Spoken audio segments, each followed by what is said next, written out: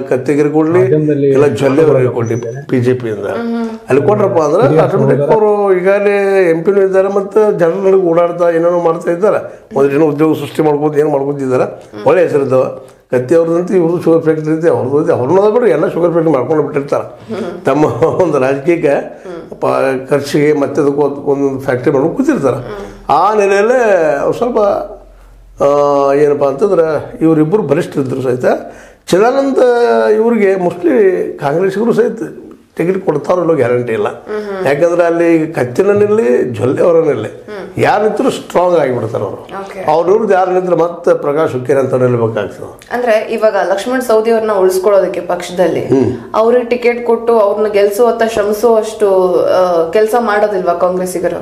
ಮಾಡ್ತಾರೆ ಅದಂತೇನಿಲ್ಲ. ಮತ್ತೆ ಯಾರೇ ಅವರೆಲ್ಲ ಮನಸ್ಸು ನಮ್ಗೆ ನಾ ಎಂ ಪಿ ನಿಲ್ಲೋರು ಅಂತಂತಾರೆ ಯಾರು ಲಕ್ಷ್ಮಣ್ ಸವದಿ ಅವರು ಮಗ ಹ್ಞೂ ಅಂದ್ರೂ ಅನ್ಬೋದು ಯಾಕಪ್ಪ ಅಂದ್ರೆ ಏನೋ something is better than nothing ಅಂತ ಏನೂ ಇಲ್ಲಪ್ಪ ಅನ್ನೋದು ಏನೋ ಒಂದಿಷ್ಟು ಅದ ಅನ್ನುವಂಥದ್ದು. ಮತ್ತು ಎಂ ಪಿ ನಿಲ್ಲಿಸಿ ಗೆದ್ರೂ ಒಂದು ಆಯಿತು ಬಿದ್ರೂ ಒಂದಾಯಿತು ರಾಜಕೀಯ ಅನುಭವ ಆಗ್ತದೆ ಇರ್ಬೋದು ಮತ್ತು ಪಾರ್ಟಿ ಫಂಡು ಸಾಕಷ್ಟು ಸಿಗ್ತದೆ ಯಾಕಂದ್ರೆ ಅವ್ರನ್ನ ಇಟ್ಕೋಬೇಕಾಗಿರುತ್ತೆ ಟೆನಿಕ್ ಕಾಸ್ಟ್ ಅವ್ರಿಗೆ ಭಾಳ ಅನಿವಾರ್ಯ ಇದೆ. ಯಾಕಂದ್ರೆ ಲಿಂಗಾಯತ ಲಾಬಿ ಅಥವಾ ಹೋಟದ್ದು ಪ್ರಭಾವಿ ಅದರ ವ್ಯಕ್ತಿ ಲಕ್ಷ್ಮಣ್ ಅವರು ಆ ಭಾಗದಾಗ ಏನೋ ಒಂದು ಸ್ಪರ್ಧೆ ಒಡ್ಡಬಹುದು ಅಂತ ಅನ್ನಿಸ್ತದೆ ಅಲ್ಲಿದು.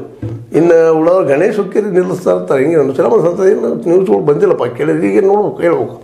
ಅಂದರೆ ಕೆಲ ದಿನಗಳ ಹಿಂದಷ್ಟೇ ಒಂದು ರಿಪೋರ್ಟನ್ನು ನೋಡಿದ್ವಿ. ಸೊ ಅದರಲ್ಲಿ ತುಂಬ ಸ್ಪಷ್ಟವಾಗಿ ಉಲ್ಲೇಖ ಮಾಡಿದ್ರು ಅಲ್ಲಿ ಪ್ರಕಾಶ್ ಹುಕ್ಕೇರಿ ಅವರ ಹಿಡಿತ ಚೆನ್ನಾಗಿರೋ ಕಾರಣದಿಂದಾಗಿ ಪ್ರಭಾವ ಇರೋ ಕಾರಣದಿಂದಾಗಿ ಅವ್ರು ಅವರು ನಾನು ಎಲೆಕ್ಷನ್ ನಿಂತ್ಕೊಂತೀನಿ ಅಂತ ಏನು ಹೇಳಿಲ್ಲ. ಆದ್ರೆ ಅವ್ರ ಪುತ್ರನನ್ನ ಅಖಾಡಕ್ಕೆ ಇಳಿಸಬಹುದು ಅಥವಾ ಇನ್ನೊಂದೆಡೆ ಲಕ್ಷ್ಮಣ್ ಸವದಿ ಅವರ ಪುತ್ರನಿಗೆ ಇಳಿಸಬಹುದು. ಯಾಕಂದ್ರೆ ಅವ್ರಿಬ್ಬರು ನಡಗೆ ಏನಾದ್ರು ಕಾಂಪ್ರಮೈಸ್ ಆಗಿ ಯಾರಾದ್ರೂ ಮಗ ಗಣೇಶ್ ಹುಕ್ಕೇರಿ ಆಗಲಿ ಅಥವಾ ಇವರು ಚಿದಾನಂದ ಸವದಿ ಅವರಾಗಲಿ ಇವ್ರಲ್ಲಿ ಯಾರಾದ್ರೂ ಅವ್ರಿಬ್ರು ಕಾಂಪ್ರಮೈಸ್ ಮಾಡಿ ನಿಲ್ಲಿಸಿದ್ರೆ ಅಲ್ಲೇ ಒಂದು ಸ್ವಲ್ಪ ಕಾಂಪಿಟೇಷನ್ ಜೋರಾಗ್ತದೆ ಅಲ್ಲಿ.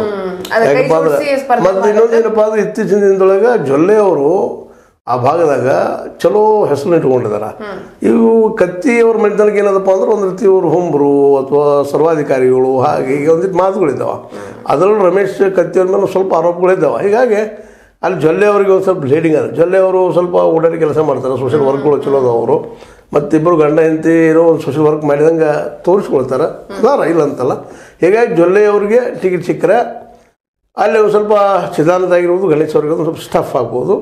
ಇನ್ನು ರಮೇಶ್ ಕತ್ತೇರು ಸಿಕ್ಕರೆ ಮೋಸ್ಟ್ಲಿ ಅವರಿಬ್ಬರು ಕಾಂಪ್ರಮೈಸ್ ನಿಲ್ಲಿಸೋರು ಆಗ್ಬೋದು ಇಬ್ಬರು ಮಕ್ಕಳಲ್ಲಿ ಒಬ್ಬರಿಗೆ ಯಾರಾದ್ರು. ಓಕೆ ಸರ್, ಇವಾಗ ಇವರು ಮಕ್ಕಳನ್ನ ಪಕ್ಕಕ್ಕಿಟ್ರೆ ಅಕಸ್ಮಾತ್ ಇವರೇ ಮೇನ್ ನಾಯಕರು ಏನಿದ್ದಾರೆ ಅವರ ದುಂಕದ್ರೆ ಸರ್ ಯಾವ ರೀತಿ ಇರುತ್ತೆ ಒಂದು ಕಂಪ್ಲೀಟ್ ಚಿತ್ರಣ ಒಂದು ಕಣ್ಣೋಟ ಹಾಯಿಸೋ ಹಾಕಿದ್ರೆ?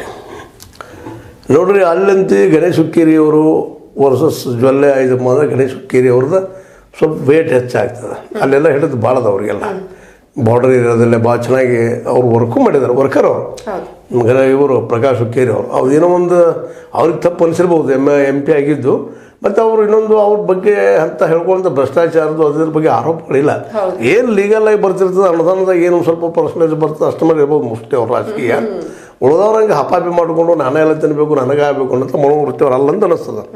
ಅದು ಒಂದು ಕೈ ನೋಡಿದಾಗ ಜೊಲ್ಲೆ ಅವ್ರಿಗಿಂತಲೂ ಸ್ವಲ್ಪ ಅಲ್ಲಿ ಅವ್ರದ್ದು ಇದೇನಪ್ಪ ಅಂದ್ರೆ ಶಕ್ತಿ ಪ್ರಬಲ ಅದ ಮತ್ತು ಜನರಿಗೆ ಪ್ರೀತಿ ಭಾಳದ. ಹೀಗಾಗಿ ಜೊಲ್ಲೆ ಅವ್ರನ್ನಲ್ಲಿ ಕತ್ತಿ ಅವ್ರನ್ನಲ್ಲಿ ಅಲ್ಲಿ ಪ್ರಕಾಶ್ ಹುಕ್ಕೇರಿ ಅಂದ್ರೆ ಗೆಲ್ಲೂ ಸಾಧ್ಯತೆ ಹೆಚ್ಚಾಗಿಬಿಡ್ತದೆ, 60-40 ಆಗಿಬಿಡುತ್ತೆ. ಓಕೆ ಓಕೆ, ಇವಾಗ ಲಕ್ಷ್ಮಣ್ ಸವದಿ ಅವ್ರನ್ನ ಇವ್ರು ಬೆಂಬಲಿಸಿದ್ರೆ ಯಾರನ್ನ? ಲಕ್ಷ್ಮಣ್ ಸವದಿ ಅಥವಾ ಚಿದಾನಂದ್ ಸವದಿ ಅವ್ರನ್ನ ಪ್ರಕಾಶ್ ಹುಕ್ಕೇರಿ ಅವರು ಬೆಂಬಲಿಸಿದ್ರೆ ಪಕ್ಷ ಗೆಲ್ಲಿಯಪ್ಪ ನಾವು ಏನಾದ್ರು ಇರ್ಲಿ ಅದ್ ಆಮೇಲೆ ನೋಡ್ಕೊಳ್ಳೋದು ಹೆಚ್ಚಾಗ್ತದೆ, ತೋಲ್ ಆಗ್ತದೆ. ಬಟ್ ಆದ್ರೆ ಏನಾಗ್ತದಪ್ಪ ಅಂತಂದ್ರೆ ಇಲ್ಲೇ ಕತ್ತಿ ಅವ್ರಿಗೆ ನಿಂತ್ರೆ ಇನ್ನೂ ಸುಲಭ ಆಕೈತೆ ಅವ್ರಿಗೆ. ಜೊಲ್ಲೆ ಅವ್ರ ನಿಂತ್ರೆ ಸ್ವಲ್ಪ ಡಿಫಿಕಲ್ಟ್ ಆಗ್ತದೆ. ಯಾಕಂದ್ರೆ ಅವರು ಸ್ವಲ್ಪ ಅಂತ ಪ್ರಭಾವ ಉಳ್ಕೊಂಡಿಲ್ಲ ಅಂತೀರಾ? ಹಾಗಿದ್ರೆ ಆ ಭಾಗದಲ್ಲಿ ಏನಾಗಿದ್ರಿ ಅವ್ರ ಬಗ್ಗೆ ಮತ್ತು ಅವ್ರ ಹಿಂದಿನ ಒಂದು ಇತಿಹಾಸ ಏನದಪ್ಪ ಅಂತಂದ್ರೆ ಅಧಿಕಾರ ಸಿಕ್ಕಾಗ ಮಾಡಿದಾರೆ ಅವರು ವರ್ಕ್ ಇಲ್ಲ ಅಂತಲ್ಲ, ಯಾವ ಪ್ರಮಾಣದಲ್ಲಿ ಮಾಡಿದಾರೆ. ಆದ್ರೆ ಅವ್ರಿಗಿದ್ದಂಥ ಸಾಫ್ಟ್ ಕಾರ್ನರ್ ಅಲ್ಲಿ ಜನಕ್ಕೆ ಇಲ್ಲ ಇವ್ರ ಬಗ್ಗೆ.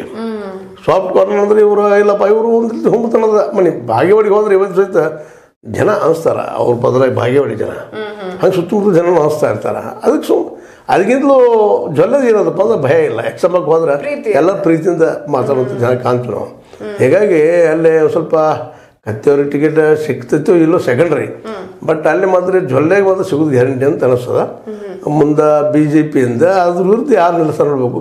ಅದಕ್ಕೆ ಅವ್ರ ವಿರುದ್ಧ ಕಾಂಗ್ರೆಸ್ನಿಂದ ಪ್ರಕಾಶ್ ಹುಕ್ಕೇರಿ ಅತ್ಯಂತ ಪ್ರಬಲ ವ್ಯಕ್ತಿ. ಇಲ್ಲಪ್ಪ ಅಂತಂದ್ರೆ ಅವ್ರ ಮಗಾರೆ ಅಥವಾ ನಮ್ಮ ಸೌದಿಯವ್ರ ಮಗಾರೆ ಅಂದ್ರೆ ಚಿದಾನಂದರೇ ಅಥವಾ ಗಣೇಶರೇ ಅವ್ರಿಬ್ಬರು ಕೊಟ್ಟರು ಸಹಿತ ಅವ್ರು ಕಾಂಪ್ರಮೈಸ್ ಆಗಿ ನಿಲ್ಲಿಸ್ತಾರೆ. ಕಾಂಗ್ರೆಸ್ ಹೋಪ್ಸ್ ಭಾಳ ಅದಾವ.